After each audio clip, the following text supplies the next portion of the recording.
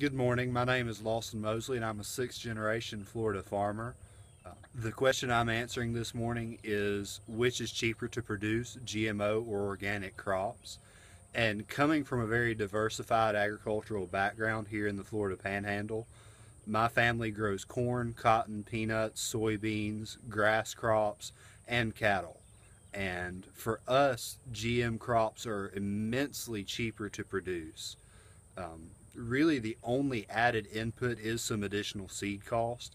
However, when you look at the benefits later in a production season, they end up being much cheaper on an acre by acre basis or the amount of product that you're producing, however you choose to look at that. This year, one of the main issues that we faced was insect pests, mainly in the form of armyworms and corn earworms. And this is something that the Bt gene in the corn plant has allowed us to combat much more effectively than we would have had to without GM crops. The Bt gene allows corn to produce a protein that's indigestible to the armyworm and the corn earworm and is therefore toxic to them. So when they eat a small amount of the leaf, or when they get into the ear of corn and begin eating young grains, they actually can't digest it and it causes them to die before they're able to completely decimate a field. This is something a lot of farmers in the southeast this year have said it's probably our worst year for armyworms in about 10 years now. And we've had several fields that a portion is corn and a portion is peanuts. And in peanuts, there are no Bt genes available. And in our peanut fields, we've sprayed for armyworms at least 4 times, maybe 5 this year.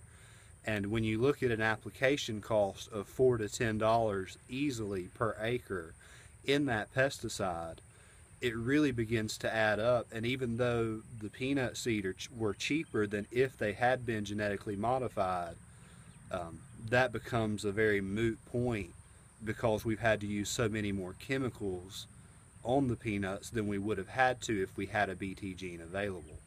And so the purpose behind that is to prevent the problem rather than waiting until it is a problem and trying to treat it after the fact, which with almost anything is more effective. Another benefit that we've seen this year is in Roundup ready cotton. Roundup is an herbicide that has glyphosate as the active ingredient, and it's a non-selective herbicide, meaning that it will kill most plants that it comes in contact with.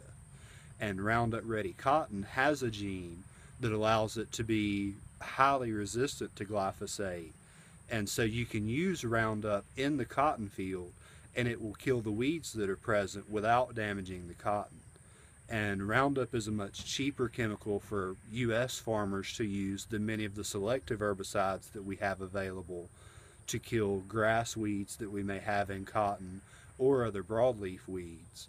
And so even though we do have to spray Roundup once, maybe twice in a season in order to control weeds, it's a cheaper chemical to use and it's much more effective than having to mix a chemical to kill grasses and a chemical to kill broadleaf weeds in order to get the same effect. For us, Roundup is typically less than $6 per acre to apply, and some of those selective herbicides can be as much as $10 per acre for each, and you may have to use 2 or 3 different herbicides in the field at once. Another thing that we're planting this fall is Roundup ready alfalfa to harvest for forage for cattle and horses.